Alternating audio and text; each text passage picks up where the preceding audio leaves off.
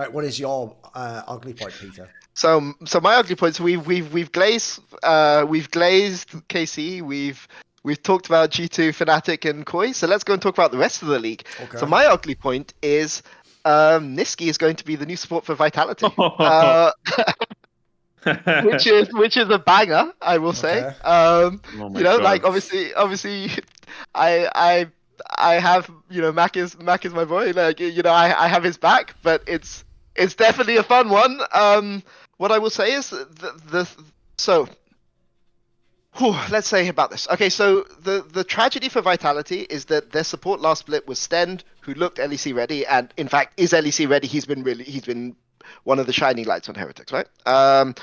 So they gave up Stend between splits. So the decision to drop Hylissang must have come either from the off season or from this split, right? Or a combination of. So it's a decision that has only been made in the last 3 months.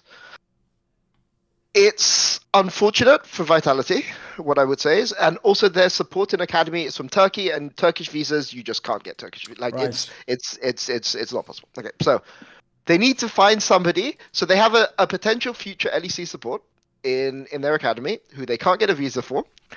They've said that they're building their team around Hylissang, and then they have to drop him.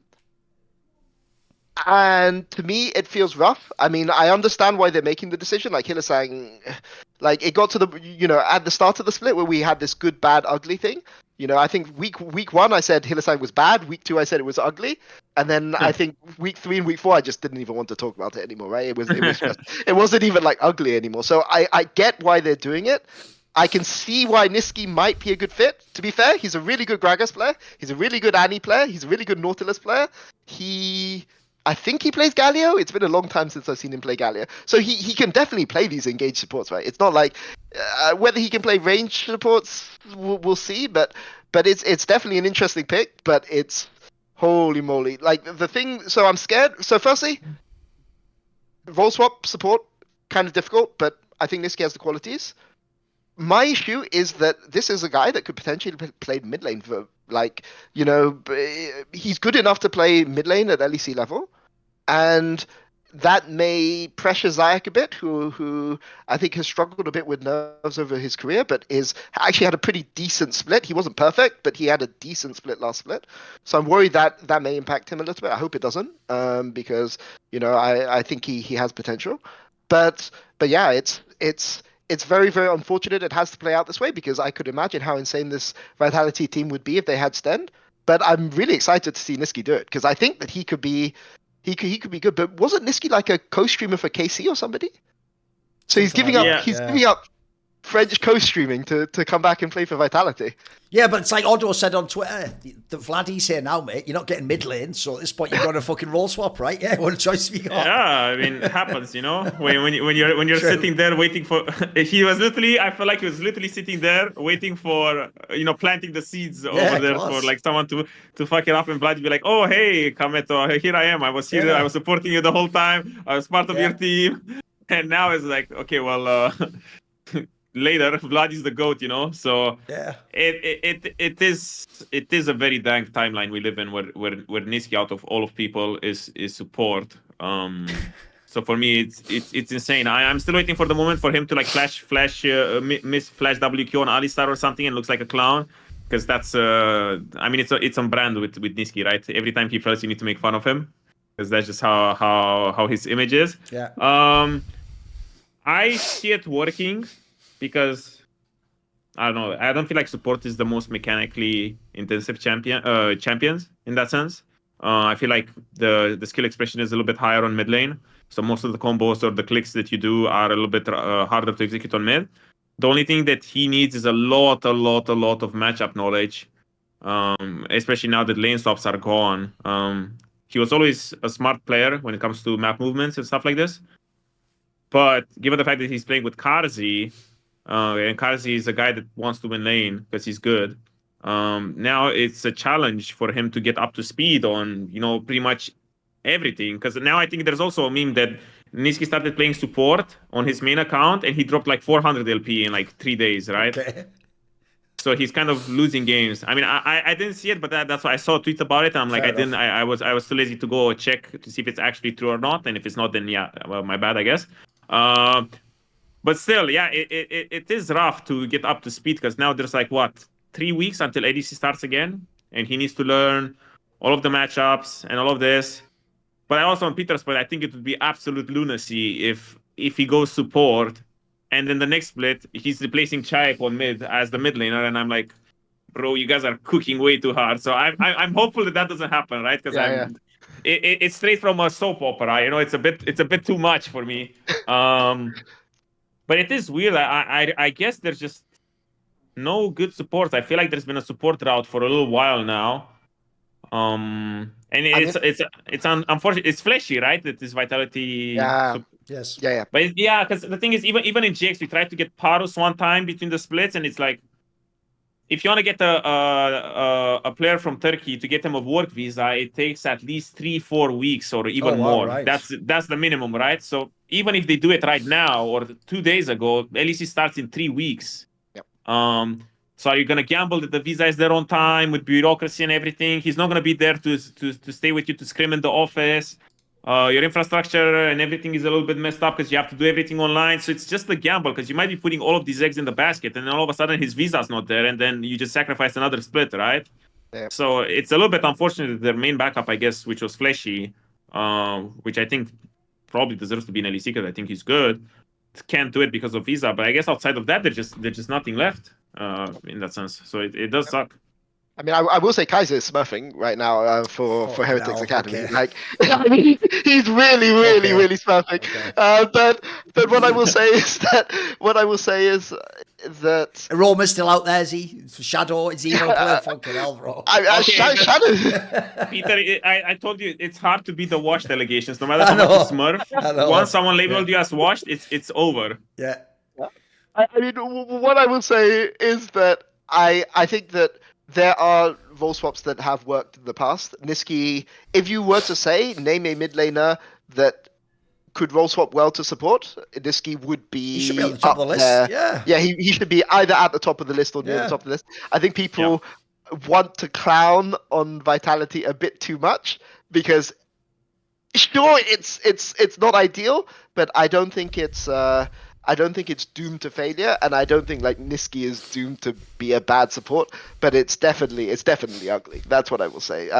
Because Stead would have been a really good pick. But anyway, I just we'll see how it goes. Okay. But yeah, the last split was Vitality looked very close last split, and I would say that they've gambled a lot. You know, they gambled on Sayak, they gambled on Nak.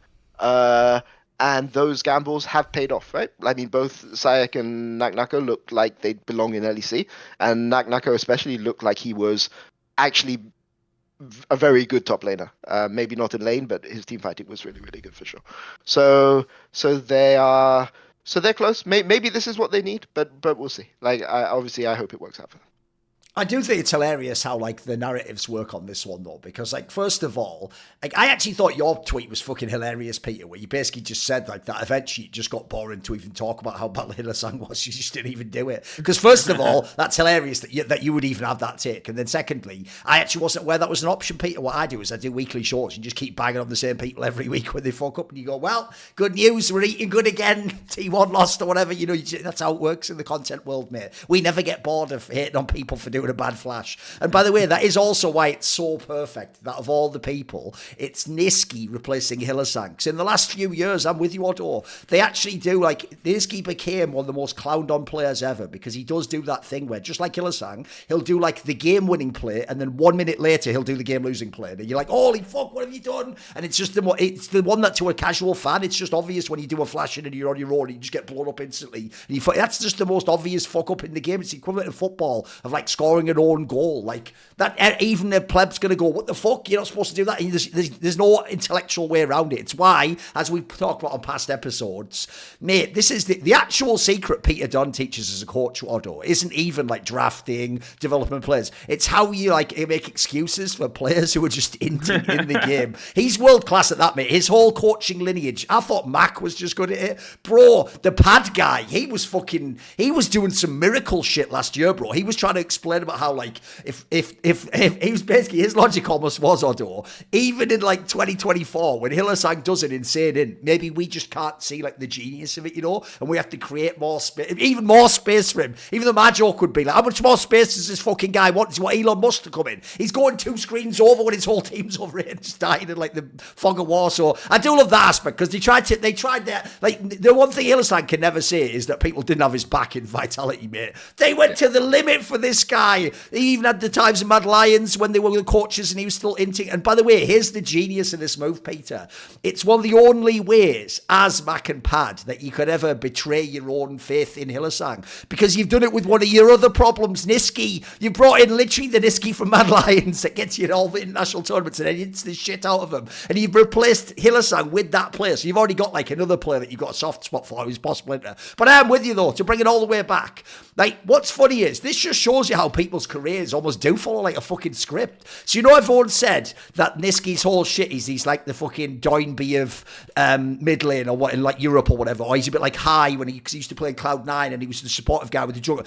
The joke is those are also the players you'd want to swap to fucking support if you wanted them to still stay in the game and have shot calling presence and make players on the map. That's it. They're exactly. It's why also I think before he went top lane, people wanted Perks to swap to this spot. Anyone who has a history of like they actually have like more going on than just hands, you wanted them to potentially swap to support. So I don't hate the move. I do think it's hilarious though, because like people have gone too far the other way on the Nisqy one now. Now they're actually memeing like he's actually just shit at the game. Like, he's obviously not. Like, he could make some really good fucking plays, and he does have the signature champions. Some of you guys mentioned that he was really good on Gragas mid lane. He was like probably one of the best ever in LEC. But I agree, he did become a meme at the end. It's also just perfect because like, bro, what is even... I also just think, like, when you do have those rookie solo laners, what do they even think when they walk in a team and Hillesang's just there, bro? What happens to their brains? What do they think laning phase is like? Go on, Peter, what are you going to say? Yeah. I mean, I will say we got a banger Jack Troll tweet out of it, which is that I can't remember what Jack Troll was saying. He was like saying that, I saw lots of complaints about Nisqy getting the chance to roll swap, but like all you ERL supports are like complete trash. And you don't shit, right? Yeah. Okay. Let me find the exact. So you just used it to donk on everyone else. Okay, fair enough. That's let me find the. It looks dreadful for the scene when it's just enough for a big name to roll swap and get a support in LEC, but there is no ERL support currently that doesn't suck a big fat one. You guys have no hands nor the ability to lead the team as a leader, which this role requires. It's pretty hard. It's pretty hard. Okay, fair enough. He's going hard. I mean, it is true. I mean, when I look at ERL supports, there's no one that comes to mind that as being super talented. But even Alvaro, I think back when he started with when he was MDK and the whole thing happened where everyone from the EU Masters team got promoted to the LEC team. I didn't really think of him that he was gonna be like that good, you know. But then he shut me up. He played really, really well in LEC, and then he developed. I just feel like the barrier of entry is there's this artificial barrier of entry where people expect you to be the GOAT when you come into the LEC, otherwise you don't deserve your spot. But at the same time, I feel like you would improve a lot by coming to LEC and having access to the whole infrastructure and everything. So I'm a bit torn on that because I agree a little bit with Jack Troll where I think about the supports in ERLs and I can't really think of a really, really good one, right? There's no obvious imposter over there that would deserve to be in LEC in my book. So I don't know. It's a little bit. I mean, that's what scouts are there for, right? You do your little supercomputer, you run it, and then you get some stats. But I guess on support, it's hard to do the supercomputer because you can't really track on how many words someone did. You know, as if it's a good metric. But on the topic of Hillesang anything, I'm just saying, if I would have done any of the ints he did, people would have told me to retire a long time ago. Sure.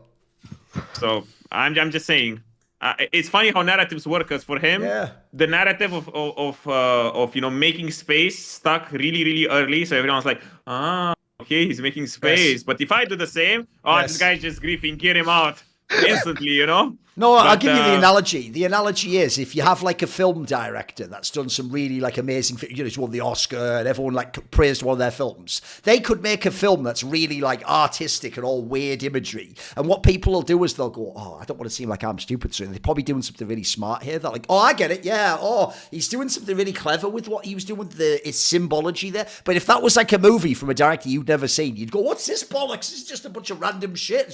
He's just trying to be pretentious or something. It's the same as that, mate. Like, I actually do think if you're Hillesang, you have to rethink your career if you ever want to play again, because this one coaching staff went to the absolute limit. Like, they give you years, mate. And also, more importantly, like, that's as far as it can go with the excuses. Like, eventually you have to actually just fucking play good. You can't just still be like, oh, but 3 years ago this was the most genius move. Like, that can't still be a thing years later. Come on. Because it's not like the results are there. If they were making finals, you'd be hard to complain. Like when they did win that one Mad Lions split, I think everyone gave them a little bit of a break. But, bro, you can't just be like a relevant playoff team and then also have all these crazy hints. Like, that's why everyone's memeing it. I don't even hate this gamble, mate. I think you have to do something. It's hard to just go with the same bot lane in his next split, right? And I mean, I think the difficulty is it went from being like 60-40 favorable to like 28, like 80 to be fair. Like, because I mean, he did have a couple of player of the games. I mean, I know there's a fan votes, but like, it's not like he was completely useless for the entire split. It's just that he had a lot of very rough games. I think is the way to say that. Like a lot of very rough games. Sure. See more cool, funny, interesting clips based on topics from my content? Well, subscribe to this channel then, or be a pleb and don't.